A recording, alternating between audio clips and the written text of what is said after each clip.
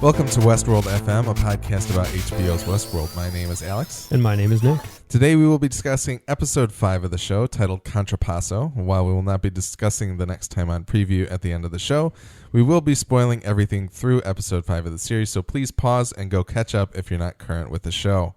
You can find more episodes of our podcast at westworld.fm.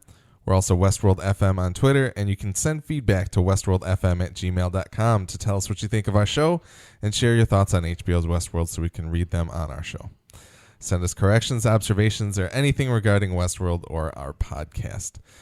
This week we didn't get too much feedback, but a nice gentleman named Alan from the Another Crappy podcast wrote us a little theme that you heard at the beginning of this show, and it's still a little bit of a work in progress, but I like it way more than the stupid GarageBand thing that I made. So me too. Your thing was bad. It was very bad. This thing is good. So we're using that from now on, and thank you very much, Alan. You can check out some of his work at anothercrappypodcast.com. So on to episode 5. Yes. Contrapasso. Yes. We open up on Ford with old Bill once again. Yes. As soon as I saw it, I was like, oh, Nick's going to be so... I was going to text you like a fist bump or something. I think we were probably watching around the same time. Yeah, I started right around 9 o'clock. Yeah, I was like 10 minutes after, maybe. Yeah, I was very excited. Yeah. And then I thought, oh, man, maybe he's in more episodes. And I looked it up on IMDb, and he's not even credited in that episode. He's only credited in the first pilot. one. Yeah. Interesting. Was it the pilot or the second episode? That was the pilot. Oh, okay. So maybe they shot more in the pilot. Yeah, well, that's got me excited because I'm kind of like, ooh, maybe he's in more. And we just don't know. Yeah, I loved that. Everything about those interactions, the conversations are so good, and the way old Bill is animated, for lack of a better term, is so cool. Like these weird jitters and that kind of thing. Yeah, it's a very stilted movement, and you hear a lot of whirring and like cogs turning and stuff like. It's a very mechanical version of the hosts that we do not experience in these new organic ones. Yeah. I'm wondering, as people are parsing through the whole timeline crap, which I don't want to touch on that much today. I'm wondering if he only sounds that way because he hasn't been maintained. Yeah, it actually made me wonder if... I wonder why Ford chooses old Bill to go talk to. Yeah. Because clearly, and we'll talk about this later, he has history with many more of the hosts. Yeah. And especially some of our main characters, like Dolores and Teddy. Actual history. And so there's something about Bill that I want to know why, if it's the first one Ford made by his own hand, or even if Bill had a larger role to play in the story than we know so far. Maybe he ties into Arnold more, because as Ford says to Dolores at some point in this episode, I think midway through, when he's talking to her, he says there aren't many left who were there.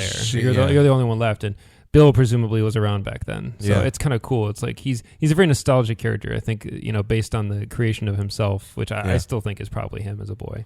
Yeah, he clearly has a weird fondness for remembering the past. Yeah.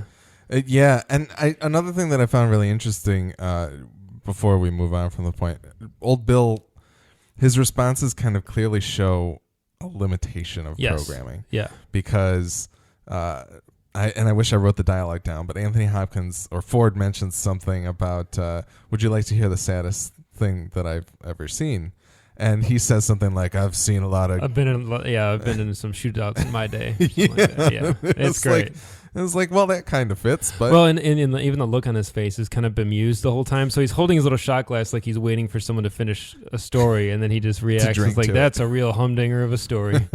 It's so awesome. Yeah, I love it. It's so great. I guess the final thing to touch on before we move on.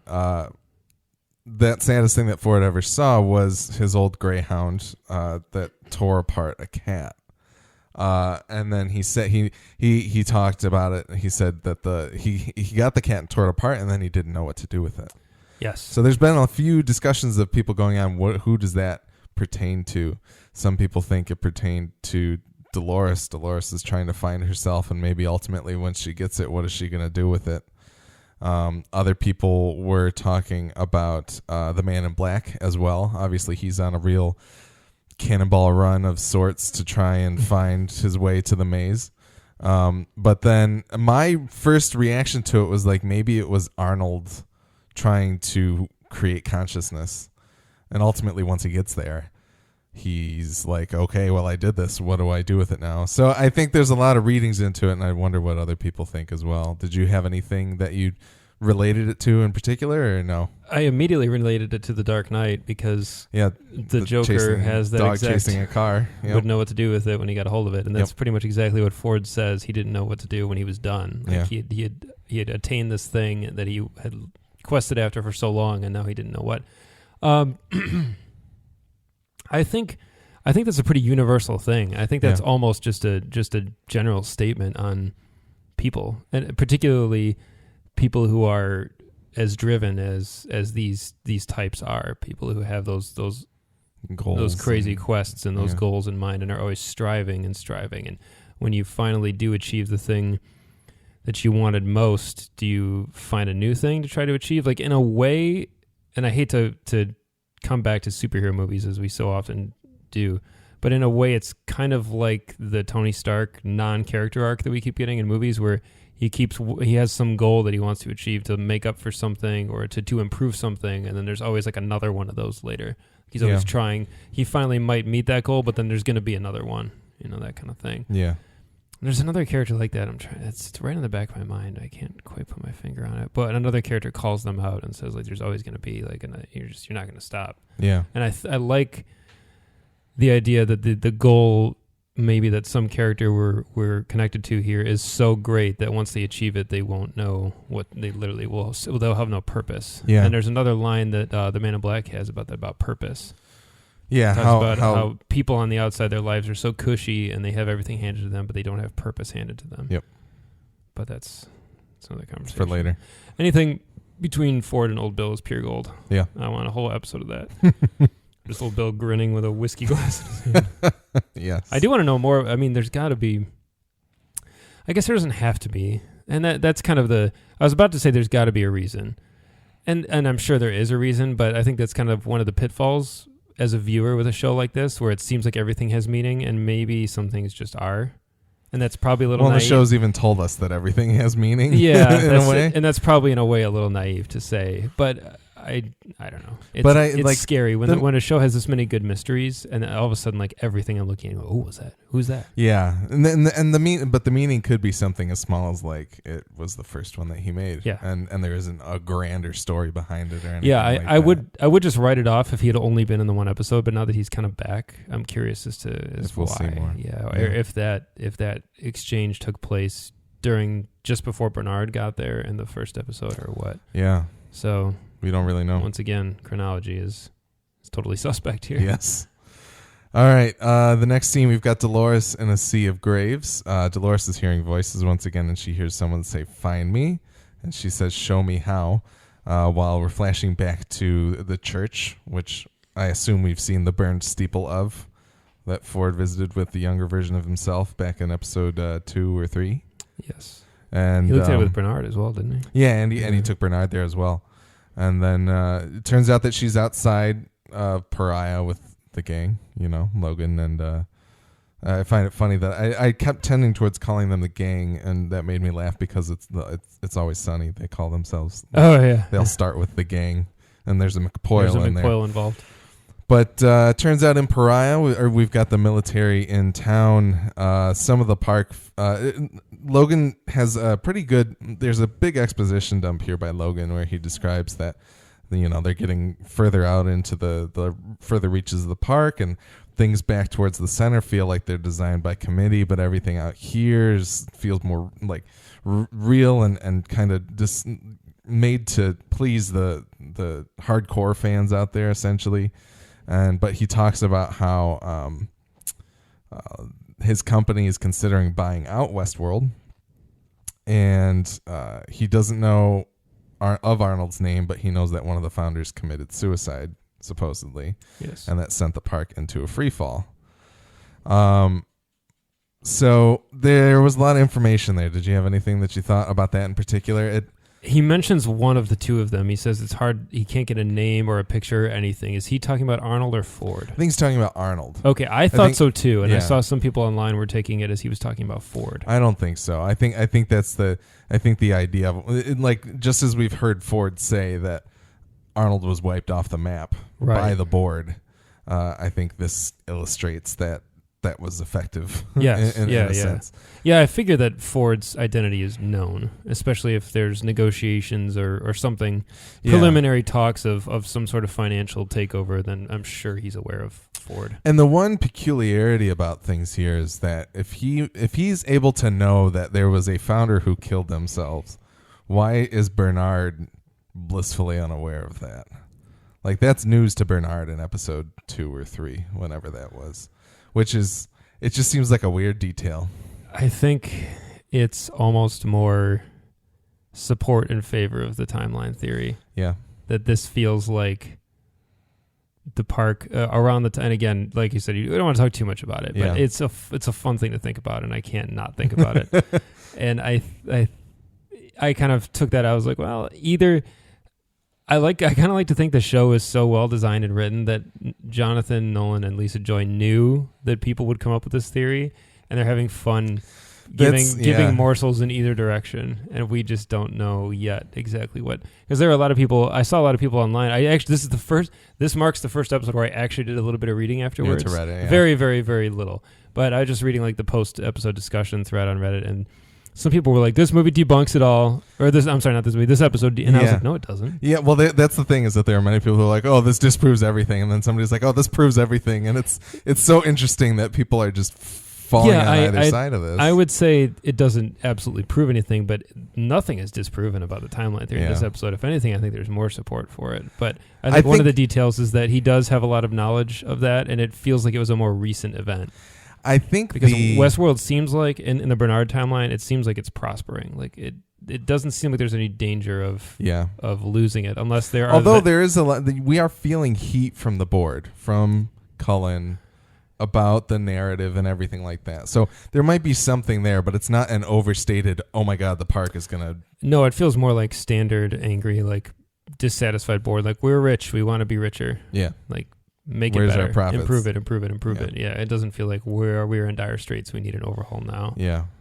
Well, and I should say, in between episodes now, I went on a total upswing back from my "this is totally disproved" in episode 4 to a more cautiously like, "Oh God, this is probably true." It's possible. Yeah, and it's really like I've gone through, and I would try and go through my notes, but they're all incoherent and stuff. Like I was basically staying up at like 2 a.m. on Saturday, like rewatching scenes from all 4 episodes, trying to like connect the dots and pieces and things. And I almost went back to rewatch the first episode.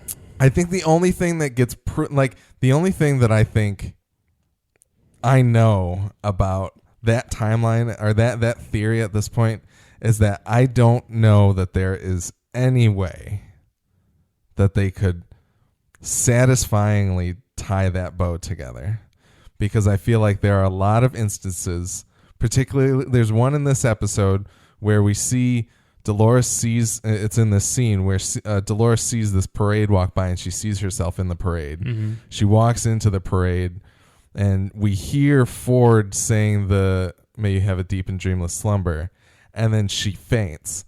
She wakes up and has a scene with Ford, and then she goes back to where Logan is. I feel like that is such a cheat. Like that, there's no, like, it's not even like, if that Ford scene is in the future and everything around it is in the past, I don't think that is satisfying storytelling. No. I wrote to Joanna Robinson and another person who actually started listening to us because his name's Jameson. We were talking back and forth on Twitter on it, and I was like, if they're going to make me satisfied with this, the finale needs to be 2 hours of them sorting out all of Dolores' timelines. Because that's what I would need to see in order to be like, all right, everything matches up. And even though you kind of cheated me out of a few moments, like the things that I'm seeing where the moments where I think it's disproved, like in last episode where Dolores is in the Mexican town that I can never remember the name of, and Ashley Stubbs notes that she's off her loop, and then he flags her for behavior, and then a man walks up to her and tries to get her back on her loop, and then William walks out. that's cheating. I don't think that is. I think you're completely wrong. You think so? I do. I would actually say wrong. Why? It's not cheating. It's just the way the story's being told. I mean, it could come out badly, and we're not in a position yet where we can condemn them for it. I fully acknowledge. I'm not saying that this is a mistake. I'm saying it's going to have to be damn good. I think that they've in the past told some very elegant stories that could easily be way too complex, and I have if the theory is even true, I think they have the ability to pull it together and make it make sense. Especially considering how the show was postponed. It was delayed in order to address something. We're not really sure what. But I would think that there's way too much going on and too much at stake for them to just be like, and just write it off. I think it could be, I think it would be pretty mind-blowing. And I think it's clever because we're starting to, now that we've heard this theory, we're starting to kind of catch note of these details. Like we talked about last week where you said, oh, well, Stubbs said she's off her loop. And I was like, yeah, but maybe she got off her loop more than once, and we're seeing two different timelines happening at the same time. And your mind was like, no. And I think that, I think it could by all means not be the case, but I think it's awesome that we're questioning it because these characters, some of them are starting to question their reality. It's like one of the key themes, and we're starting to question what it is that we're even seeing. Like, when is this? And who is this in some cases? And what narrative you and what timeline that you, the viewer, are piecing together in your own mind is probably not the same as what someone else is. And that's the terror that a lot of these characters are dealing with, which I think is amazing. Like the fact that none of us are really on the same page with what's going on in the show, I think is really awesome. I guess my main thing is that I feel like the kind of quick cutting between Dolores memories that they do does not feel like elegant editing to facilitate this theory. It doesn't feel like an elegant solution. It feels like it's there to disorient and kind of leave that breath in there for you to think about this theory, but it does not feel consistent and it does not feel as though it is an elegant Nolan twist. I think it was, and I think it's getting more hectic with each passing episode. Yeah, I think the transitions are getting more abrupt. The scenes are getting shorter and a little more jarring. There's less. I don't really know how to describe it. We were eased in and out of them before, and I think that they're intentionally getting much more traumatic in a way. Yeah, where our flow of watching the show is starting to get a little more like during her whole sequence where, because usually we don't see it. Either she goes to bed and then she's talking to somebody, or we don't see what gets her there. But now we're watching her literally faint in the middle of the street, and it's just getting like more difficult to even watch. And I think it's by design that we're getting shaken about a little bit like this, just like she is. It's kind of putting us in her frame of mind, which is funny because in the same way that William is kind of like buying into it more and more and more and more and like falling more and more in love with her, we are becoming further and further sympathetic towards her and buying into the idea of her consciousness, even though A, it's not really there, or is it? And B, it's kind of an ex machina situation where like, is Dolores even on the level? And there's more to come on that later as well.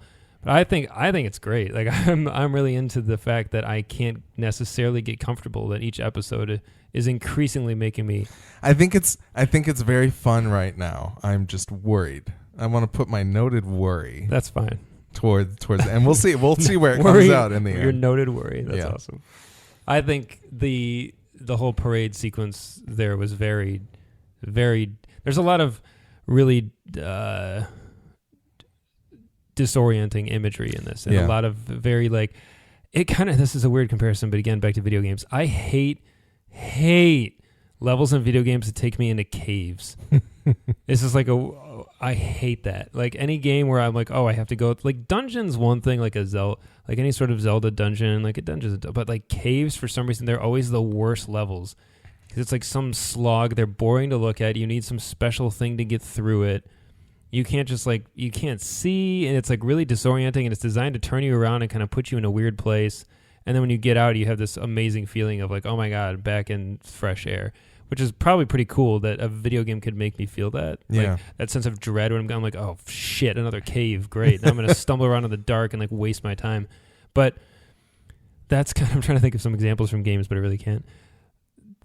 But that's how I feel right now with the show, like especially with some of the scenes later in like the sort of orgy palace, like all of it's so disorienting and like kind of gross and kind of gives you like a sort of queasy feeling, like you actually physiologically are starting to feel the effects, or at least I was, and I'm just like, ugh, like I can smell the incense and like the sweat that's in that place, and it just like is so grungy.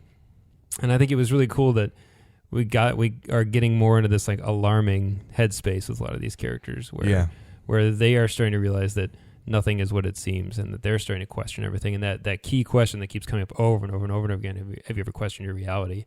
That's like constantly in the back of my mind now. Yeah. But anyway, more on that. Yeah. After 10 minutes of talking about a thing we didn't want to go too deep into.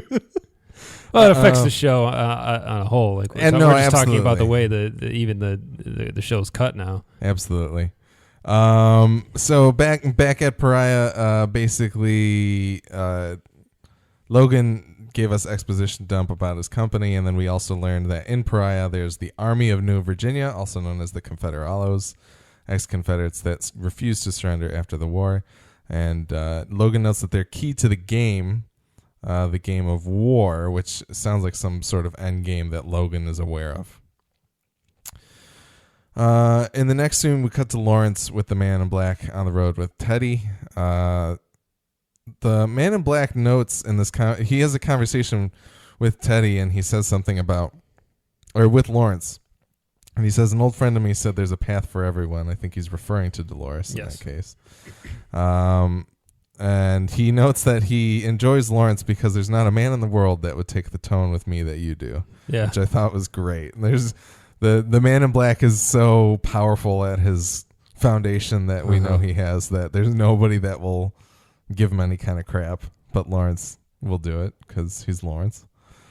And then obviously the young boy, potentially young Ford, shows up asking if they're lost, and the Man in Black sends him to go and get some water. And in the meantime, he kills Lawrence and drains him of his blood. I'm starting to wonder if young boy Ford is just a proxy for Ford. Like in terms of like, I feel like he's a more, obviously they've got sensors and all kinds of crap all over this world. They can monitor people with the cameras and everything. But I feel like that younger version of Ford is a way for him to influence things without being seen in a way. Kind of a watchdog. A little bit of a watchdog, but to take note and really get more intimately familiar with things, not just have a high level view of what's going on. But that's just kind of a feeling. I don't know. It's still interesting that it seems like a younger Ford. I wonder if we'll ever really know. Any thoughts on more Ed Harris as the Man in Black? Oh, he's great. Mm-hmm. That moment with Lawrence was pretty shocking. I was like, oh wow, didn't see that coming. Yeah, but it makes sense. He kills him because he realizes that Teddy's the one more closely affiliated with Wyatt. Yes, and he needs a transfusion. Yeah.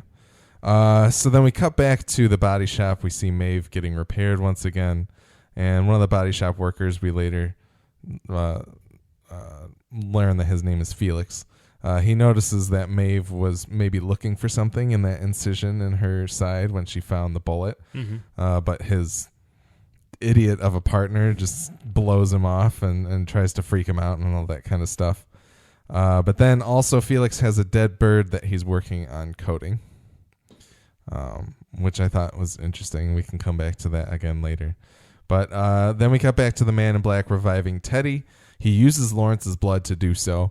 And this scene right here wraps up something very interesting about the Man in Black to me. The Man in Black knows all of the tricks.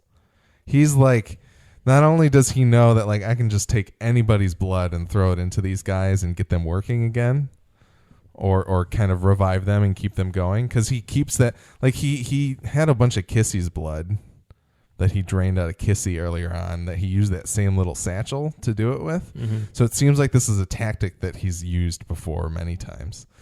And then also on top of that,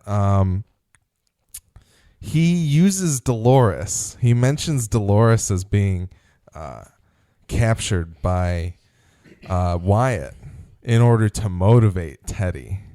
And that feels to me like he's got the speech check perk in Fallout or something. It gives him that additional dialogue to be like, I know that you are motivated by Dolores, and therefore I can use her to get you moving. Yeah.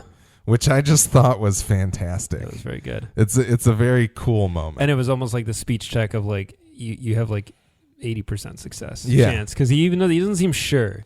And then when he says it, he's like, there it is. Like, those were the words. Those are the magic words. All right, let's get going.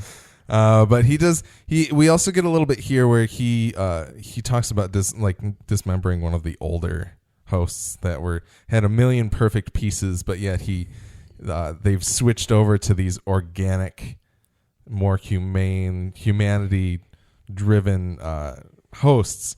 And he notes that it was because it was more cost effective, which seemed really strange to me.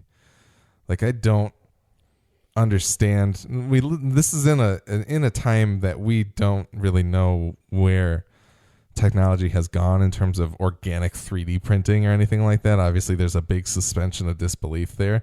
But part of me doesn't understand why a mechanical robot would cost less than an organic one. Like, did that strike you? Because I haven't heard anybody talking about this, really. I think I just kind of believed it or bought into it, just thinking about, during like the title sequence and that, we do kind of see, like you're saying, that everything's kind of 3D printed and dipped in some kind of covering that makes up their skin and that sort of stuff. And I think that I can see how that would probably be cheaper than making like tons of little mechanical parts and making sure they all work in harmony and they're all cut exactly to precision. Like, I just think of like the effort of making a watch versus like a digital clock, Yeah. And I guess that's true. And also if one of them breaks, they can just, 3D print a new arm on there or something versus like rooting around and finding the tiny gear that's broken and replacing that one. And that's true. It just seemed really weird to me. It seemed counterintuitive for some reason, but I from the way that you're talking about it, that makes sense to me. And maybe in the end, it was just maybe it was a huge investment to like build the machinery and the resources needed to be able to print these guys, for lack of a better word. But then that, they don't have to like harvest metals and that sort of thing and spend time precision cutting them. And I guess the other thing that seems weird to me is that I would feel like this switch to these organic beings would be maybe not just financially driven, but also from a narrative sense and like a psychological sense of making things more real. That seems to be more of a point to me than even the money would. Like, I feel like they would drive towards the organic beings. Like, I don't see what advantage the mechanical beings would have over these organic ones. Yeah, I don't think it's a matter of advantage so much as preference. Like, the Man in Black doesn't seem to. He seems to think there's really no craftsmanship in the organic, in their current state. Yeah. He seemed like he's the kind of guy that would collect, old clocks and like typewriters, like Tom Hanks. Is it cheaper to build a computer or build a typewriter? I don't know. Yeah. Or at least maybe that's a bad question, but maybe to build a typewriter to the standard to which is needed. So maybe building a machine to the standard of Old Bill. Well, Old Bill seems kind of shitty, but maybe a slightly better version is just more work and more maintenance too. Maybe the organic beings, maybe once they're sparked into life through whatever's powering them, maybe that's it. It's just self-sustaining. Maybe they're solar powered. We don't know, but the mechanical ones probably need some sort of power source. And that's fair. Just they rust. Who knows? Yeah, interesting. I think it's a cool point though. It's something they don't need to talk about, but they do, and I think it's really neat. I like the continued disregard the Man in Black has for what the park has become. Yeah. He's just completely I'm not concerned with any of this. I'm shooting for what I want. He is on a mission. Yes. That is for sure. So then we cut to Dolores at night in Pariah. We talked a little bit about this earlier. She looks at a body in a coffin and flashes back to some kind of seeming massacre at the church. Mm-hmm. At least that's what I got out of those visions. And Dolores talks to William a little bit about how she, instead of thinking that line that Ed Harris gave about everyone has their path, she's now thinking, well, I think everybody has many paths instead of one, and that they have choices that can change your life, which seems like a noted gain of consciousness, essentially.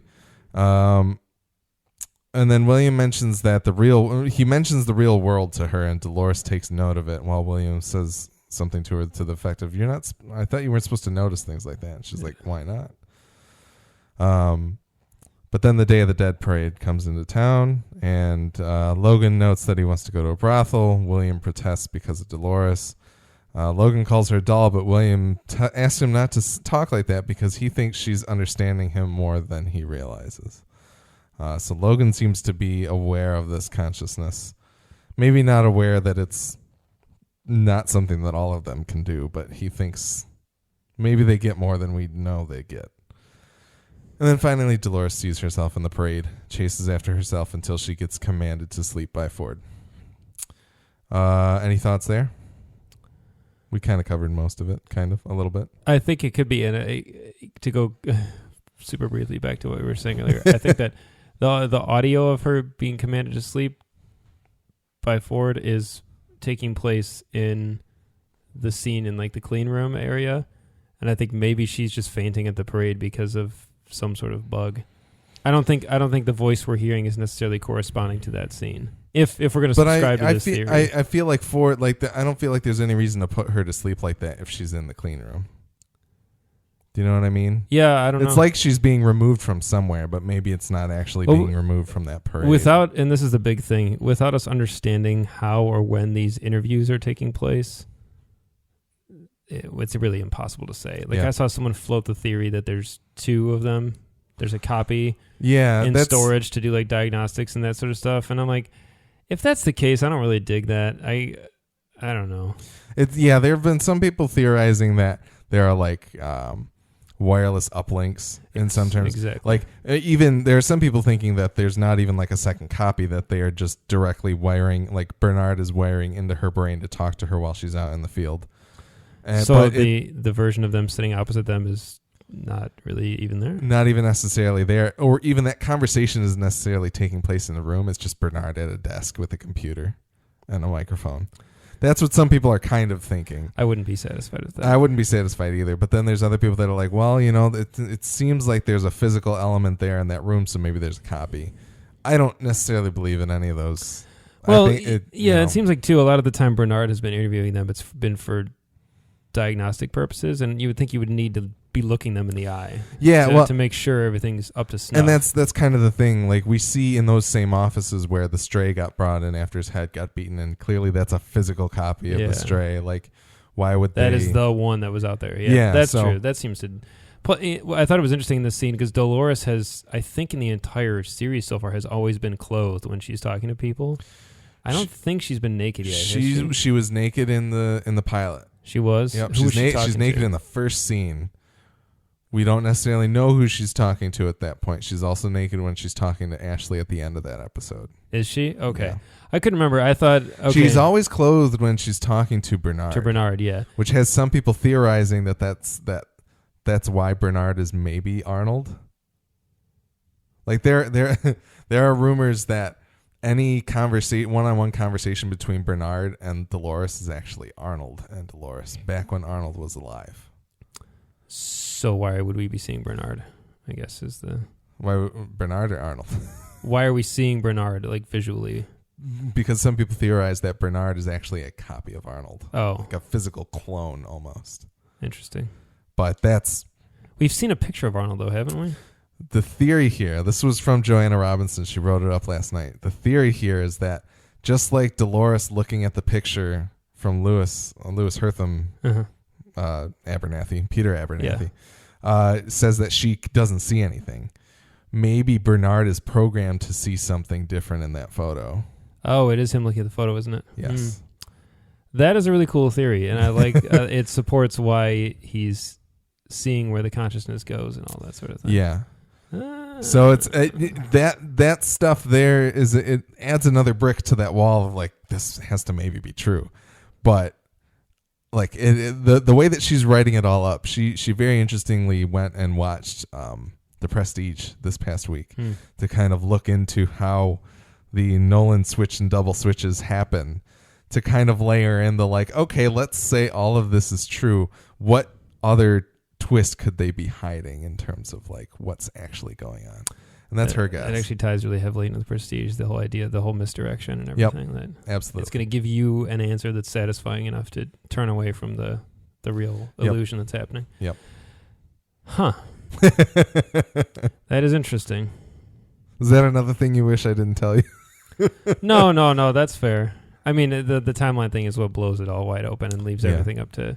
I have another theory I'll talk about later as to if this whole timeline thing comes to pass. Pans out. All right. Yeah. I'll have to come back to it. So then we get to the conversation between Ford and Dolores. They chat about dreams a little bit, and Dolores says they mean nothing, where Ford is like, well, it's about what we want to become, and all this kind of lofty dream stuff.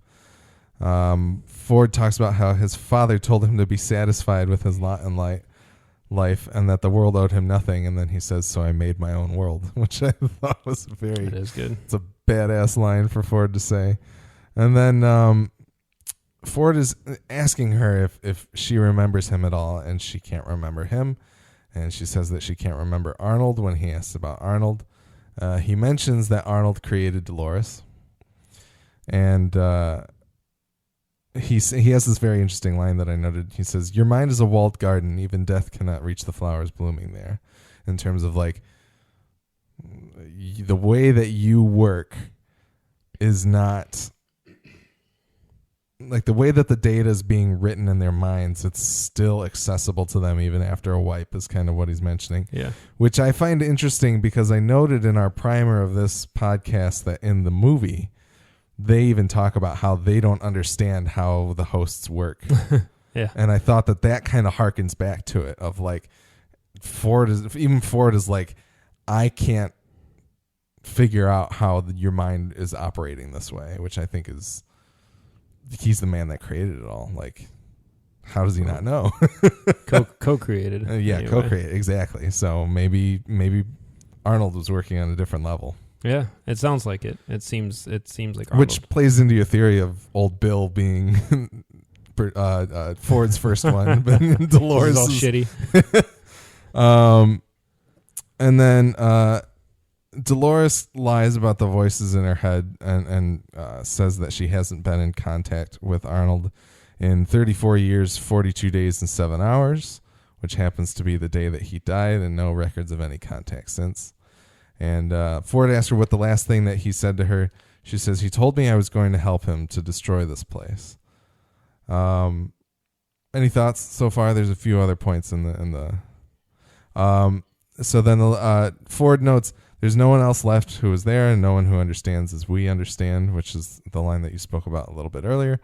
And Dolores asks Ford if they're very old friends. Ford says, no, I wouldn't say friends, Dolores. I wouldn't say that at all.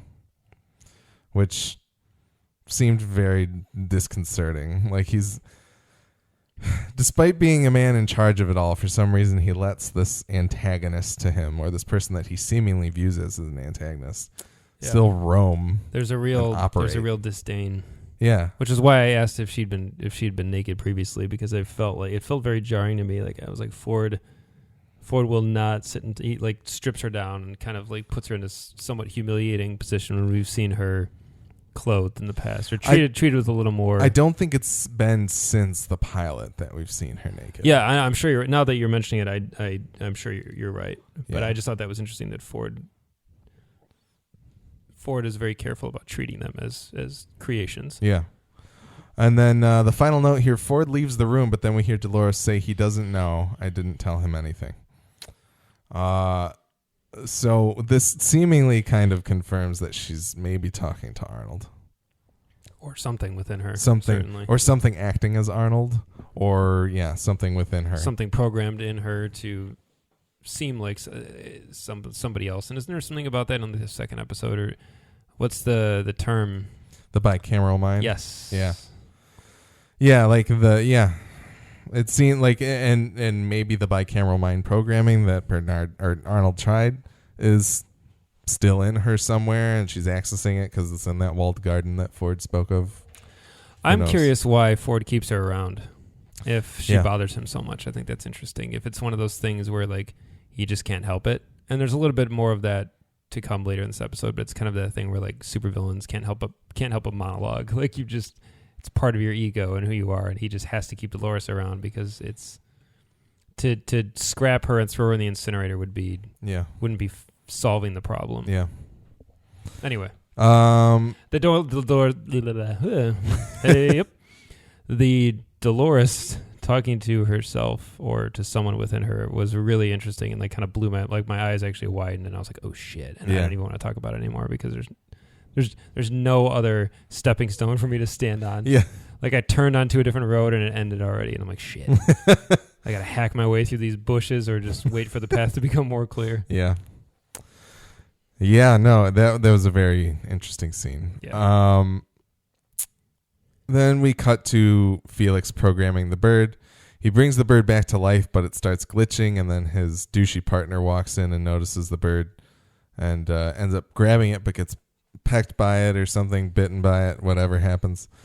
And then he mentions that the bird and the behavior tablet must have been stolen. Felix mentions that he's, trying to practice, essentially. His partner says that, are you doing this to try and get a promotion? And then the partner says, you're a butcher, and that's all you'll ever be. And then we see that Maeve has come back to them once again. I think we get a little bit more of a glimpse of the Delos org chart, another piece of it in terms of like the body shop guys are below the coding people, which you could have assumed, but it seems like there's a stepping stone that like there maybe he thinks that there's a way for him to get up into a further or a higher position within the coding community. But any thoughts about that? Was this during the scene where he mentioned they must not have caught that in the embryo? Yes. Yeah, they didn't catch that. The personalities test should have caught that in the embryo or in the womb. This struck me.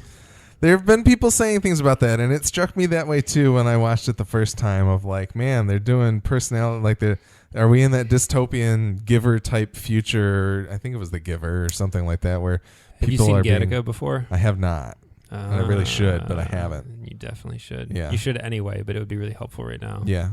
Pause recording. Everyone, we'll be back. We got to go watch Gattaca. If anyone out there has seen Gattaca and knows what I'm about to say it, so you can write it anyway.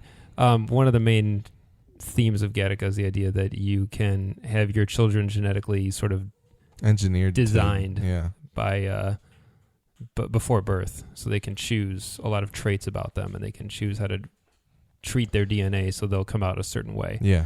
And it really struck me as soon as he said that, because there's been talks amongst other viewers that this doesn't necessarily take place on Earth even. Like everything in terms of the outside world is completely up for speculation. I really took it just as a figure of speech.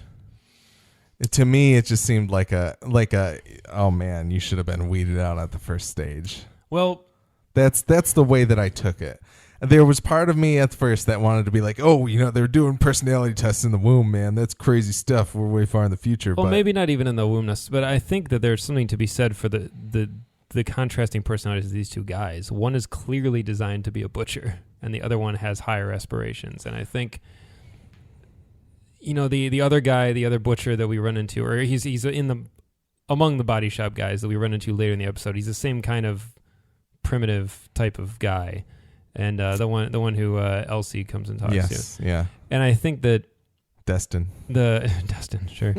Destin checks into the show. I don't know. There's just something about it feels kind of hinky that these guys are, and it could just be like that's the entry level. That's what they're qualified to do, and it could be that simple. And maybe Felix just got in, and he aspires to something a little bit greater. But the parallels between. It feels like a parallel between him and, I want to say, kind of Maeve, kind of Dolores in a way.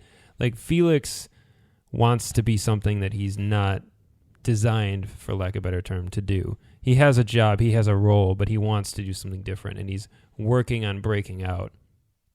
And I think that the fact that he's working on a bird is kind of interesting too, trying to like give it life. Yeah, give it life, give it wings, and let this little.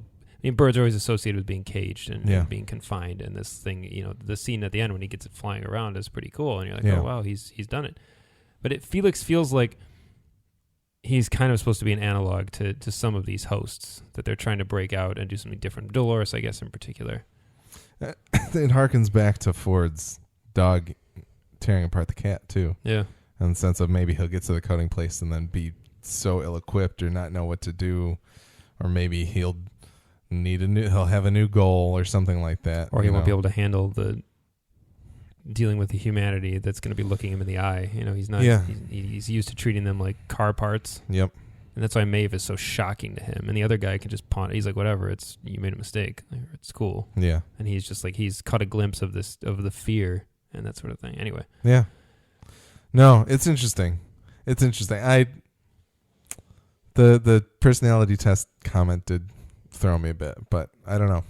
It could be nothing. It could be. Who knows? We don't know. Then we cut to the gang back in Pariah. They go to meet El Lazo. William asked Dolores if she was okay because she seemed weird yesterday. Dolores notes that she had troubled dreams, but she feels more herself. Which I think is what some people are latching onto of, oh, clearly Ford was talking to her in her brain. And, yes. But then we see that El Lazo is actually Lawrence, who many people are hinging on Lawrence being the absolute proof that there are two timelines. Some people say that he's way too fresh-faced. How is it possible that he's back there again after just dying so recently? But with the way that it's cut together, the two guys in the shop almost make it seem like Maeve's died 3 times in the same day. That day, yeah. Which is just maybe a lack of putting any time frame reference in there. But to me, it seemed very reasonable because they very purposely, like, Slim gets them to town and is like, it's going to be another day before we can meet with El Lazo, which seems almost as like, he's currently dead, we're working on him kind of thing. There's notice hung on the wall. El Lazo was currently dead. Yeah, we're working. The host went to go talk to the guy and he's like, he's dead right now. BRB, and then please pardon our dust. But we're working. So I didn't take it that way. I think any allegations of absolute proof are kind of ridiculous in either direction. But I do think it's interesting. I mean, they know what they're doing. Yeah, they know what they're doing. They're playing. Yes, they know. I think it's great. It could be his loop resetting, or it could be a different time. I mean, maybe if it does lend any proof to the two timelines, it's proof that one of the characters we're dealing with is the Man in Black, because the Man in Black seems to have a rich history with Lawrence. And by the end of this episode, we're set up with a rollicking adventure with Lawrence. Yeah. He's sort of the Jack Sparrow of this show now.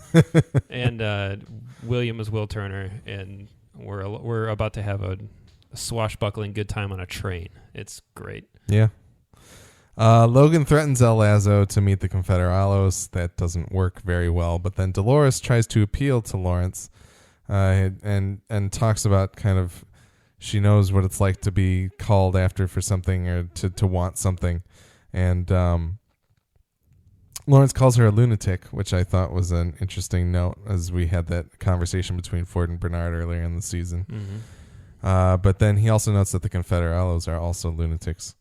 And Lawrence wants them to steal nitroglycerin from the Union, and Dolores gets a new outfit. Yep, palette swap. Yep. Any thoughts there? We can just move on to the stagecoach. William doesn't plan on hurting anybody when they're taking the nitro and hopefully just leaving. But Logan, we know Logan's kind of a loose barrel. William has a great line. A loose barrel.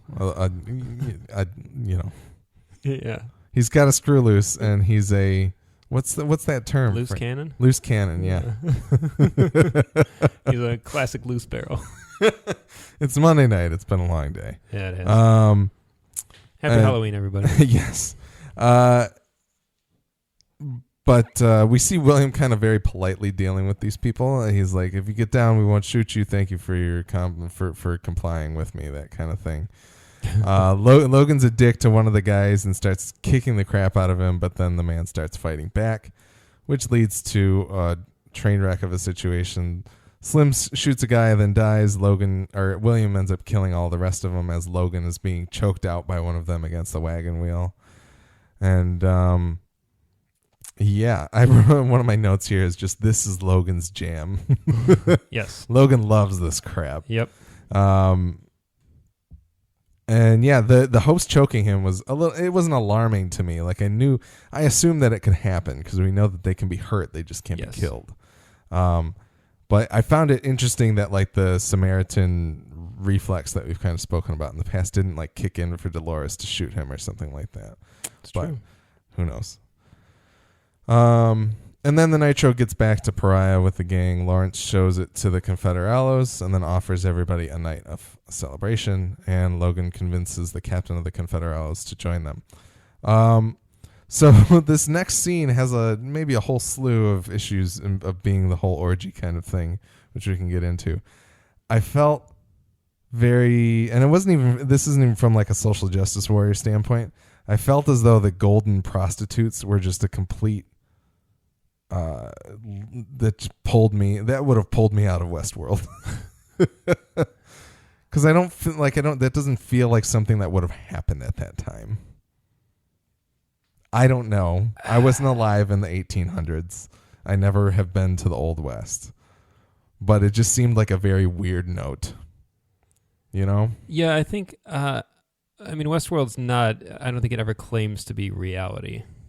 You know what I mean? It's not. That's fair. It's not necessarily historically accurate. Plus, says the black hole sun on the player piano. Yeah, that's very true. Yeah, exactly. Gold prostitute. Hold on, is that fucking black hole sun? But Logan seems to know that this town in particular is kind of an Easter egg. That it seems to have spectacular things, and there's even weirder shit going on. Yeah, I guess that's true. So it's almost like this weird like palace of delights that exists beyond some secret golden gates. It's like it feels like it kind of defies a lot of the regular rules. It's a little bit. It's kind of a tucked away, hypersensualized. Yeah. I guess that's fair. I thought it was funny. It just kind of like took me out of it a little bit. But then we get into we end up changing scenes. Anything up to that point, we don't quite step into the brothel yet because we cut over to Elsie diagnosing a whiskey pouring error on a well-endowed host, which I thought was a funny scene. That was funny, yeah. She sees the body shop guys taking the stray away for incineration, and she ends up heading down into the body shop and shows a video to Destin of him defiling a quote-unquote dead host for whatever that potentially means. And she leverages that video to find out where the stray is, and she pokes around in the stray and finds a laser in his hand. And then she apparently kind of pulls out this whole laser satellite communication device and goes to show it to Bernard, suggesting that somebody has been smuggling data outside of the park. I watched this scene and got so geeked because I was like, this is a whole nother level. It's like an X-Files level of conspiracy. Yeah. It's like, oh my God. This is another thing where just like Dolores speaking to another hidden voice, I want to talk about it, but I actually don't want to talk about it because I want to save it. Yep, totally. But it's very intriguing. I totally agree. I'm totally down for that. I do want to point out that I did not have this theory in mind at all, but that we noted that when the host was found by her and Stubbs, he's like reaching up into the stars. Yeah, he was kind of reaching for the sky, and we were saying that it was almost like he was trying to retrieve something, and we were close. He was just aiming something. Yeah, maybe he was beeping. He was trying to get the right triangulation or something exactly. like that. Aiming the rabbit ears in the right place to pick up the game. Oh man. Yeah. So then we cut back to the gang and the brothel. Logan and William argue about playing the war game. Logan reveals to us that William is the executive vice president of their company. But that's as high as he'll ever go. That's as high as he'll ever go. They have that's a very interesting exchange. What is Logan's role? Is he the president or is he a CEO? I don't think we know. He's above. I mean, we know he's above. There's not many steps above that. So I don't know. He could maybe Logan's on the board or something like. There's room. There's room above there. There's there are executive roles that could be up, but we don't quite know as of yet. I guess he does describe the scene of him walking in and thanking Logan for the opportunity. So maybe that suggests that Logan is the president. I think he's probably the president. That's entirely possible, but I don't think it's been explicitly stated. Plus, he has pretty yet. Intimate knowledge of the potential business dealings of them in a fantastical theme park. So. Yeah.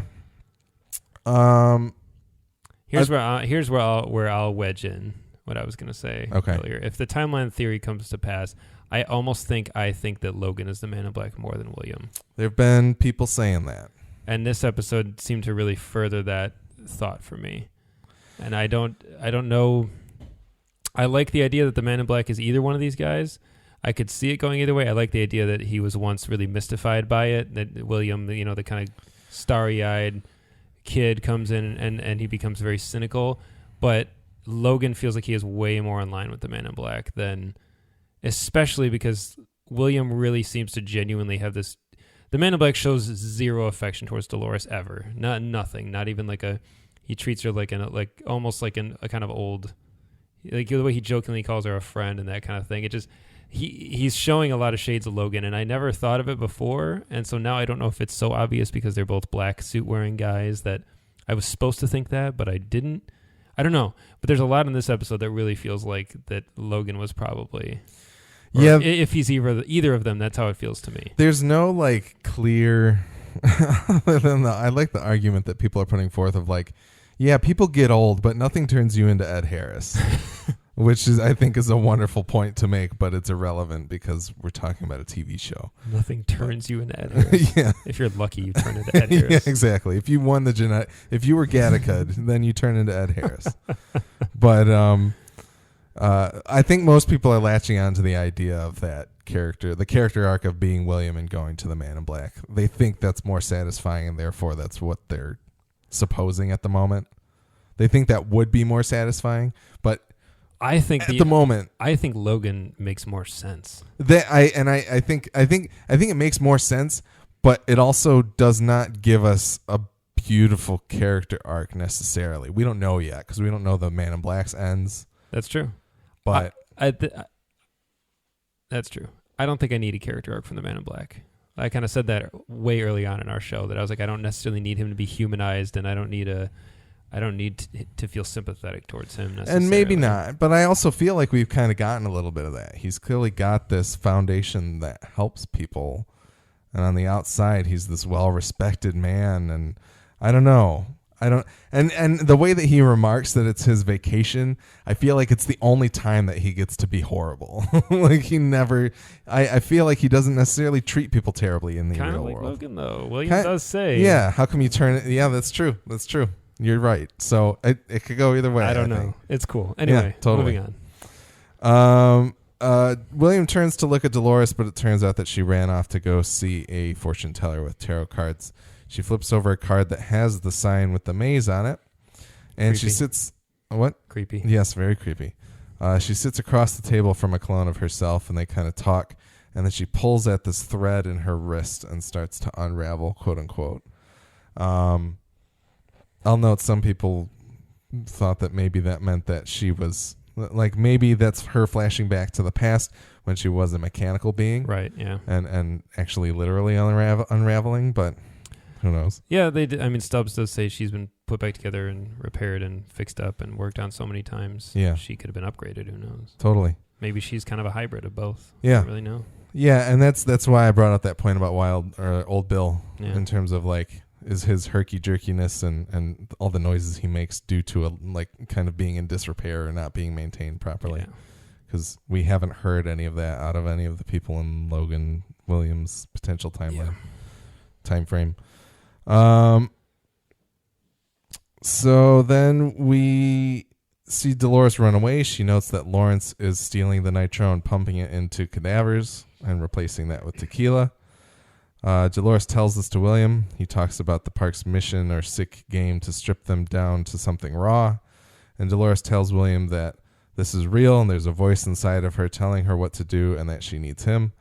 They make out, which seems crazy because William was so steadfast against any kind of physical affection. And then we see a bunch of men outside tossing around one of the bottles of quote-unquote nitro, but it falls to the ground and does not explode. And then Logan starts getting beaten to hell. The jig is up. Yeah, the jig is definitely up. So then we get to the point where William and Dolores are running out and they see Logan being kind of attacked. And Logan says, "Help me." But William and Dolores decide to go on. And then we cut back to Logan looking at them, and he just kind of he flashes a quick smile as they run off of like a good for you for doing your thing. You've been seduced. And you've been they finally got you. He's under the spell. Yeah. And he knows he'll be fine. Yeah, exactly. Or so we think. Yeah. Dolores and William get cornered by the captain of the Confederalos. William manages to kill one of them, but then Dolores kills the rest of them and says, William's kind of like, where did that come from? Dolores says, "You said people come here to change the story of their lives. I imagined a story where I didn't have to be the damsel." It's pretty cool. I thought it was cool. I felt that was a little on the nose line-wise, but, she's learning. It was a cool, yeah. And then William and Dolores hop onto the train out of town and find Lawrence on there with his cadavers. Dolores notes that the coffin has a sign of the maze on it. Did you notice here that, and I meant to get screenshots of this, but she goes to look at the maze thing, and we see her come to the other side of the coffin, facing the back entrance that they came in. And then but potentially in front of her when she's there, we've got William and Lawrence there. But then it cuts to that reverse shot where they should be behind her and they're gone. I didn't.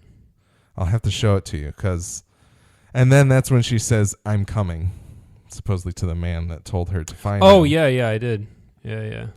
That seems like there's timey-wimey stuff going on. Maybe. Yeah. Yeah, I'll show it to you very briefly. No, I know what you're saying now. Yeah, I did notice that, and I thought they walked away or it was bad blocking or something. But, oh, man. Okay. It seemed very intentional to me. All right. Yep. Then we see the man in black walk into a bar for some whiskey with Teddy. There's some hands playing Claire de Lune, I believe, on the piano, or some kind of Furely. I don't know, one of those fancy piano songs. Mm-hmm. And then we notice that it's Ford standing up and walking over to the table. We get some good conversations here. Ford notes that the man in black manipulated Teddy with the Dolores line that I talked about earlier. Yep. We very clearly see that the man in black knows Ford and had known him before.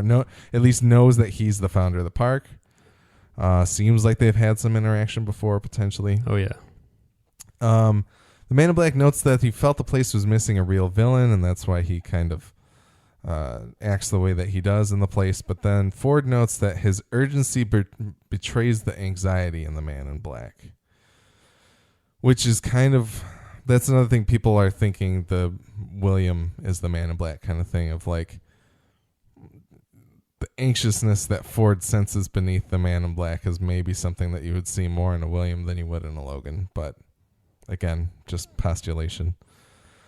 The man in black notes that Wyatt is new. So we got that impression anyway because of Ford's working on it, but just that the man in black thinks so as well. The man in black suggests Ford isn't the real creator, but Arnold is. Kind of falls in line with your theory again of Arnold being more talented of the two. The man in black threatens Ford with a knife, and then Teddy stops him despite being almost dead.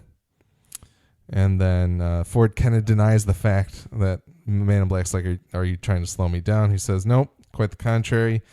He looks at the knife and hands it back to him, which I've seen people note is like he seems like he's reacting to it like he knows it or has seen it before. I don't know that I necessarily picked up on that. He does look at it like it's special or peculiar, but then he hands it back. I think it might be.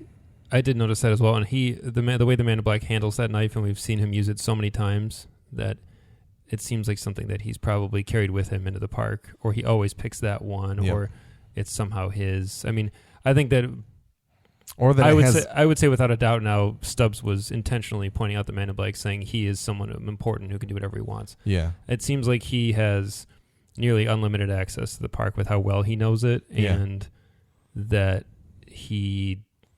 Maybe that's the knife you get for prestiging 30 times in Westworld. Gold-plated. MLG Pro. Or maybe, I was thinking maybe the knife has some history. Maybe. Even not necessarily with the Man in Black. Maybe it's Old Bill's and he's going to come get it back with any luck. Old Bill is the gunslinger. Oh, I was just about to say it.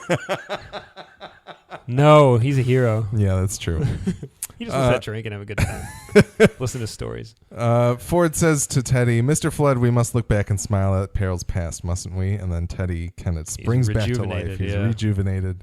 Ford knows all the cheat codes. Yeah, Ford snaps his fingers and the piano starts playing hyperspeed, essentially. That was hilarious. Very cool. Yeah. Any other notes about this scene? No, it was a cool scene.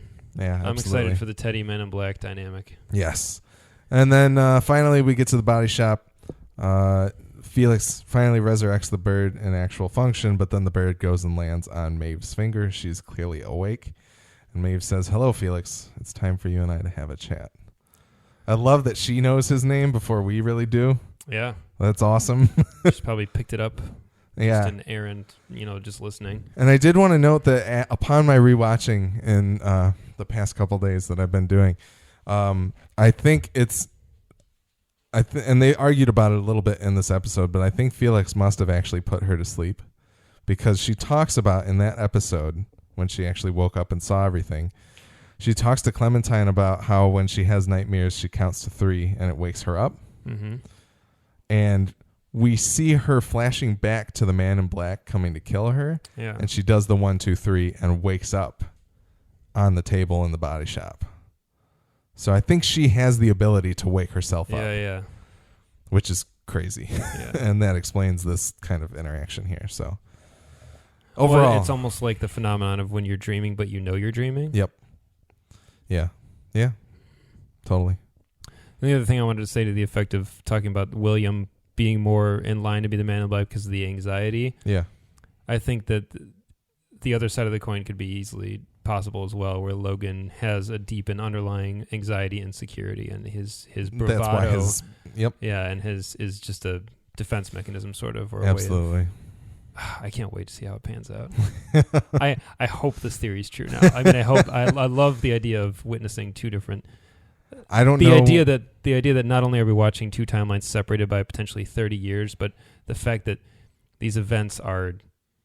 That history is repeating itself. I think is really cool. Yeah, that's true. That's all. I've always found that compelling, the history repeating itself kind of trope. But great. Yeah. Great week. It was very good. I don't know what I want. I don't know if I want it to be true or not. I almost want... I think at this point I would be happier with knowing that they were seeding these in. They incepted these into us. I'll be satisfied, I think, no matter what the outcome is. I'm enjoying the ride. Yeah. I'm enjoying not trying too hard to deconstruct anything. I think I'm going to try and step it back now. I like being surprised. I think I want to start to look at a little bit less because I feel like I fell down the rabbit hole last week and it just hurt the whole time. It's you never know. You can only investigate so far before you're going to set yourself up for disappointment or ruin the experience for yourself. Absolutely.